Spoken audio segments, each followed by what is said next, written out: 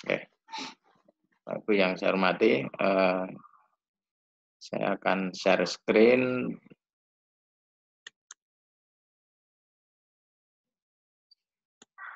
PowerPoint-nya, oke.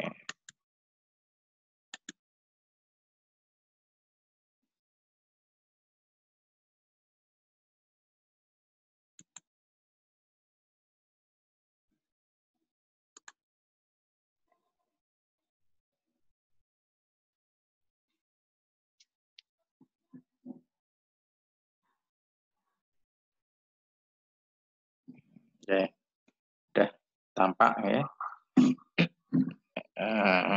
Slide-nya, yaitu dengan judul Seminar Online Mengenal Corona dan Trik Jitu Lifestyle dalam Mengalahkan COVID-19. Kemudian slide ini kita coba review dari yang pernah saya share supaya Bapak Ibu ingat kembali. Oke. Novel coronavirus adalah virus baru penyebab penyakit saluran napas yang berasal dari Cina, ya, diketahui dari Cina, dan satu keluarga dengan SARS dan MERS. SARS dulu dari Cina, MERS itu dari Arab Saudi dulu, ya, dari onta. Kalau SARS dulu dari burung. Nah, pokok bahasan kita kali ini yaitu pengantar materi itu berupa sel manusia dan struktur virus. Ini sebenarnya dulu pernah saya terangkan, tapi untuk mengingat kembali nanti saya ulangi lagi, review lagi. Sistem imun juga dulu pernah saya terangkan, supaya nanti bisa ingat bagaimana untuk melawannya. Nanti kita review lagi. Dan yang ketiga, trik melawan COVID.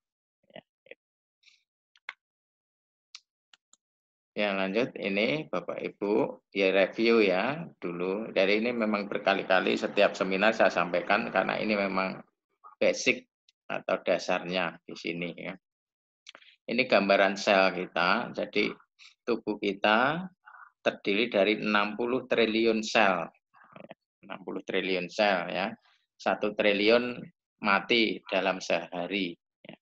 Sehingga dalam waktu 60 hari ya itu kita beregenerasi, artinya tiap hari itu harus ada sel untuk menggantikan sel yang mati itu ya. Maka kalau banyak yang sel mati tidak diganti, maka kita itu yang dinamakan menua dini ya, penuaan dini ya. Jadi sel ini terdiri dari inti sel ya, dulu saya katakan inti sel ini ada DNA, ada RNA. DNA itu deoksiribonukleik acid ya, ini buku besarnya untuk atau isinya berisi buku tentang resep-resep ya, resep-resep sel itu mau membuat apa gitu. Kemudian RNA itu adalah kopian resep ya, kopi resep yang mengkopi dari DNA untuk dikirim ke pabriknya ya, ke ribosom ya, untuk memproduksi sesuatu yang menjadi fungsi sel itu. Ini berada di inti sel. Kemudian di luar inti sel, ini cairan di luar inti sel namanya sitoplasma atau sitosol. Kemudian di sini ada mitokondria, ini adalah sumber atau pabrik energi. Jadi kemarin sudah kita terangkan ya, glukosa, protein, asam lemak, itu kalau membuat ATP di sini kan, energi itu ATP, adenin trifosfat, itu ada di mitokondria. Dan ini kunci dari tubuh kita masih fit atau enggak, kuncinya di mitokondria.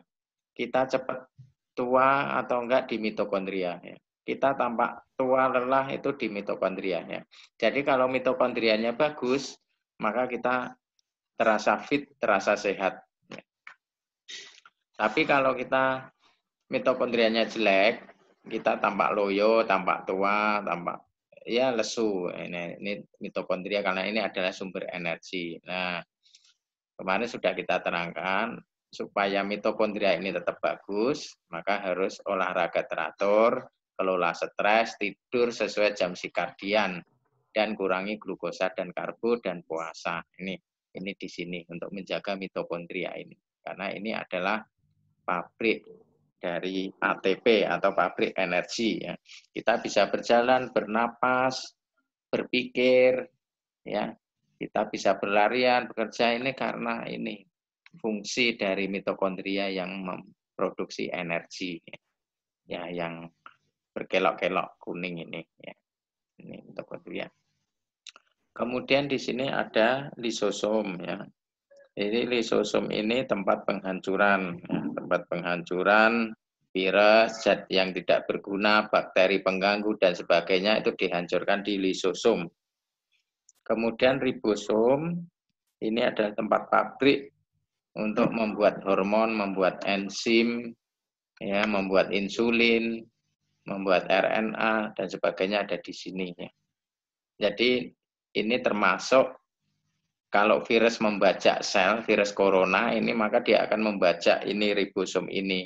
Ribosom disuruh virus untuk menggandakan virus itu untuk replikasi. Jadi replikasi memperbanyak diri itu ada di ribosom ini. Ya, itu kemarin sudah saya ceritakan. Ribosom bisa menggandakan diri atau berkembang biak di ribosom ini. Syaratnya harus ada glukosa. Itu kuncinya. Kalau nggak ada glukosa, ya tidak bisa menggandakan diri. Itu kuncinya. Ya. Kemudian ini ada endoplasma retikulum. Ini untuk menyempurnakan enzim, hormon, protein, ya, masuk insulin, ya, ditekuk-tekuk di sini, ya. Ya, itu. Jadi hormon itu kan tekuan-tekuan. Ya, kemudian nanti akan difungsikan oleh badan Golgi. Ya, Golgi ini difungsikan. Jadi ini masih bahan baku insulin diproduksi di sini, ditekuk-tekuk di sini, ya, kemudian nanti difungsikan di badan Golgi ini. Ya, ya, ini. Dan mitokondria ini dalam satu sel banyak, bisa 1000 sampai 2000. Ya. Ya, jadi semakin banyak mitokondria itu semakin bagus dia fungsi selnya. Ya. Jadi orang yang atlet, olahragawan itu banyak mitokondrianya. Ya. Karena dia kebutuhan oksigennya banyak sehingga mencetak mitokondria yang banyak. Ya. Jadi kalau pengen tetap fit, ya maka mitokondria ini harus dijaga. Gitu. Ini adalah sel, ya. Kita mereview. Kalau virus, gambarannya cuma seperti ini. Ya. Jadi virus itu hanya punya RNA, COVID ya, corona ini hanya punya RNA dan amplop di luarnya. Kemudian amplopnya ini ada duri atau spike namanya. Ini adalah tempat untuk menempelkan di sel manusia, namanya ACE2, AC2. ACE2 itu adalah tempat nempel virus ini. Nemploknya virus ini di manusia supaya bisa masuk dalam sel pakai spike ini, tonjolan-tonjolan ini. Dan ini amplopnya untuk melindungi RNA. Dan ini RNA.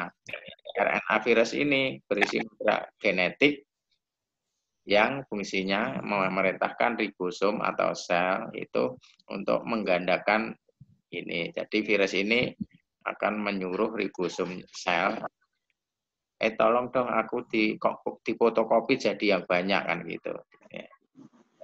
Ya, mesin fotokopinya ribosom kan gitu. Jadi di fotokopi di ribosom jadi banyak. Nah, ini virus. Jadi virus ini benda mati. Dia nggak punya energi, nggak bisa bentuk energi, nggak bisa membentuk apapun. Jadi dia masuk dalam tubuh itu untuk menggandakan diri ya. Jadi cuma itu menggandakan diri. Ya, virus. Nah tadi virus ini kalau kita lihat ya ini RNA tadi. Kalau ini dibesarkan terus pakai mikroskop elektron akan tampak seperti ini. Ya. Jadi ini berisi nukleotid ya. Jadi ini kumpulan dari protein asam nukleat ya. Protein. Jadi ini kalau dipecah ini ya. Dan ini susunannya hanya 4 unsur ini ya. Ini namanya basa nitrogen. Ada adenin, sitosin, urasil, ya, guanin ya itu. Dan ini kalau di DNA berpasangan-pasangan. Jadi virus ini kalau dibesarkan itu tampak rantai seperti ini. Ini dibesarkan lagi ya, masing-masing ini gugus ini akan tampak seperti ini. Ada 3 ikatan ini masing-masing ya, saling berikatan. Nah, satu ikatan ini terdiri dari ini. Ya.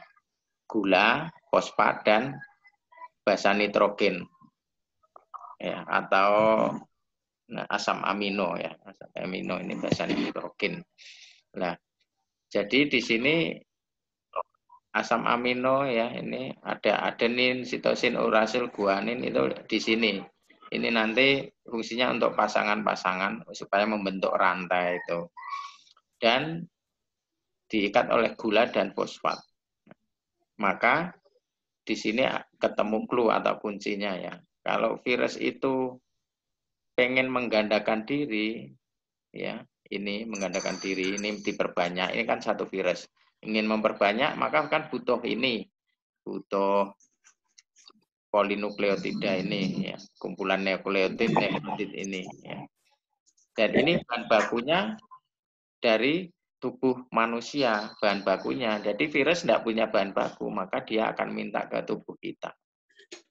Bahan bakunya apa? Ya 3 ini, fosfat, gula, basa nitrogen. Fosfat sudah jelas ada di dalam tubuh, karena ini ATP itu kan ada unsur fosfat. Ya mineral itu ada unsur.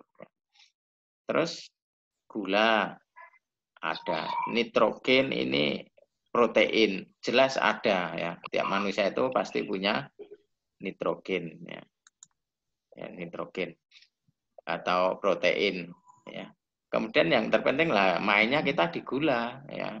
Kalau kita tidak makan gula, nggak makan karbohidrat, maka virus ini tidak bisa menggandakan wong bahan bakunya aja nggak ada ya. Kalau ini kita peng karena nggak ada gula ya ini nggak bisa berkembang biak. Artinya ini tidak bisa memfotokopi. Akhirnya kalau cuma 1-2 kan langsung dimakan sel imun kita. Sel imun kita.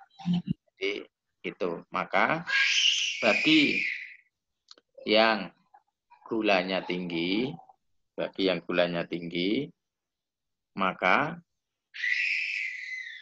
fotokopi virus ini menjadi cepat. Artinya virus itu cepat menggandakan diri karena ada gula di sini. Jadi diikat gula ini. Nah, tapi kalau gulanya rendah, sering puasa, nggak makan karbo, maka ini nggak terbentuk. Akhirnya virus itu nggak bisa menggandakan diri. Ya. Gitu. Jadi kalau nggak bisa menggandakan diri, kalau cuma virusnya sedikit, akan habis dimakan sel imun. Ya. Tapi kalau virusnya banyak di tubuh banyak gula, virusnya akan cepat menggandakan diri, maka nanti sel imun kewalahan. Jadi dengan kecepatan berfotokopinya virus ini, ya kewalahan, ya akhirnya sel imunnya yang sel adaptif itu lemot, ya, capek, ya exhaustion atau capek, karena virusnya cepat banget. Capek akhirnya ya lemot itu akhirnya yang berperang sel inetnya. Padahal sel inet kalau perang itu mengeluarkan sitokin. Sitokin itu menyebabkan demam, batuk, pilek, sesak. Nah, seperti itu ya. Maka supaya sel adaptif itu bisa bekerja dengan efektif ya, virusnya jangan cepat-cepat menggandakan diri.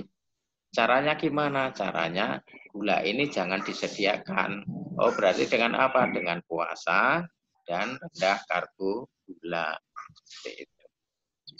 Dan ini terbukti Bapak Ibu di Rumah Pesakit Persahabatan, ya, teman sejawat ya penyakit dalam, ketika ada yang konfirm corona, maka dipuasakan hanya diberi kaldu, daging, ikan, telur, nggak makan nasi, akhirnya membaik, semua membaik. Ya. Tapi sayangnya belum banyak dokter yang tahu tentang ilmu ini ya. Jadi ketika sakit itu malah diberi makanan yang manis-manis ya. Ya itu malah menambah jumlah virus. Dan sebenarnya Allah sendiri sudah mengatur atau tubuh ini sudah mengatur ketika sakit, panas, demam, maka kita itu tidak nafsu makan ya. Anoreksia namanya ya. Sickness anoreksia atau tidak nafsu makan. Sebenarnya itu dalam rangka supaya jangan sampai glukosa masuk. Itu jadi dibuatlah oleh Allah itu tidak nafsu makan itu ada gunanya ya. Nah, tapi kalau kita mungkin salah malah disuruh makan kasih yang manis-manis ya. Akhirnya virusnya cepat berkembang biak. Itu yang perlu dipahami ya. Jadi ketika kena corona virus ya jangan dikasih gula karbo. Cukup kasihlah kaldu atau ayam, ikan atau telur ya. Kalau susah makan padat ya kasih kaldu. Kaldu itu tinggi gizi kan di situ banyak mineral ya. Banyak lemak-lemak protein ya, di situ. Nah, bagus kaldu itu. Oke, kita lanjutkan. Ini protavirus. Jadi virus itu pokoknya perintahnya masuk tubuh manusia untuk menduplikasi diri sendiri atau untuk berkembang biak atau untuk memfotokopi diri.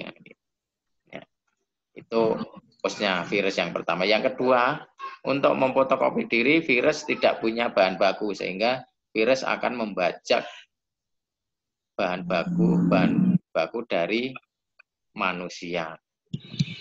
Bahan bakunya dari manusia ya. Proteinnya dari manusia, gulanya dari manusia, fosfatnya dari manusia. Ya. Nah, mereka bajak untuk membuat virus itu sendiri. Ya, jadi hanya modal dengkul aja virus, hanya program. Jadi virus itu hanya istilahnya cuma program tok masuk ke tubuh dan menggandakan diri. Sebenarnya virus nggak ganggu sih, cuma dia tugasnya kalau bisa ngomong aku cuma masuk, cuma ingin memfotokopi diri kok, aku nggak ganggu kalian kok, ya, gitu. Ya. Ya, tapi yang menyebabkan gangguan pada kita adalah sel imun kita ya, atau respon dari sel inat atau garda depannya itu. Ya kita lanjutkan ini kalau Bapak Ibu ya. Sel imun itu ada leukosit, sel plasma, makrofag, mastosit. Kemudian leukosit ini ada neutrofil, basofil, eosinofil. Kemudian limfosit ini adalah sel adaptif yang dulu pernah kita terangkan. Yang 4 ini adalah sel inet atau garda depan. Neutrofil, basofil, eosinofil, monosit ditambah makrofag dan sel mast itu adalah garda depan yang ketika ada virus masuk itu langsung rame-rame gebukin ya misalnya itu. Tapi kalau limfosit ini ada sel inet. Nah, limfosit itu ada sel B dan sel T. Ya. Sel B itu di luar sel, ya, misalkan di saluran napas, di apa itu lendir-lendir ini, ya, atau di saluran darah. Kalau sel T ini dalam sel ya. Sel T itu ada macam-macam juga. Ada sel T memori ya, untuk mengingat. Jadi kalau pernah maka seumur hidupnya sel ini akan ingat. Jadi misalkan pernah kena corona tersembuh, ya maka sel T ini akan mengingat, oh ini virus yang dulu nyerang saya. Ketika masuk lagi, udah punya senjatanya, ya, langsung dibunuh. Ya. Kemudian sel T sitotoksik ini yang langsung membunuh sel itu. Sel T helper ini komandannya. Jadi jenderal besarnya itu atau CD4. Oke, ini ilustrasi gambaran dari sel imun. Ya. Ada sel imun yang innate atau prajurit yang sebelah kanan ini ada mast cell, ada eosinofil, basofil, neutrofil, itu garda depan yang maju pertama kali ketika virus baru masuk. Dan ini sistem kerjanya adalah ngebuki rame-rame, kemudian sambil membangunkan sel imun yang lain. Cara membangunkannya gimana? Yaitu dengan memproduksi sitokin namanya. Jadi sitokin itu suatu protein. Protein susunannya sama seperti tadi. Ada gula, ada protein, ya, glikoprotein. Ya, gitu. Maka sitokin ini akan banyak kalau gulanya juga banyak, ya, karena memproduksi sitokin itu butuh gula dan butuh protein. Maka ketika gulanya banyak, maka sitokinnya banyak. Padahal sitokin itu efeknya itu menyebabkan demam, menyebabkan batuk, panas, pusing, dan mengeluarkan lendir di saluran paru-paru dan terjadi penebalan alveoli. Itu efek sitokin. Ya. Jadi, prajurit itu kalau nyerang itu sambil mengeluarkan sitokin ini. Ya. Maka pasien-pasien yang meninggal PDP ya, karena gagal napas itu karena ada badai sitokin. Jadi sitokinnya banyak banget. Maka istilahnya badai sitokin. Ya. Nah, kenapa banyak banget? Karena memang banyak glukosa di situ. Biasanya pada penderita diabetes dan obesitas. Ya. Jadi rata-rata yang meninggal itu kalau nggak diabetes ya kegemukan, obesitas, dan juga hipertensi. Jadi itu yang dinamakan komorbid. Ya, komorbid. Nah, untuk itu clue-nya di sini adalah ketika virus masuk jangan sampai sitokin ini keluar berlebihan. Ya. Caranya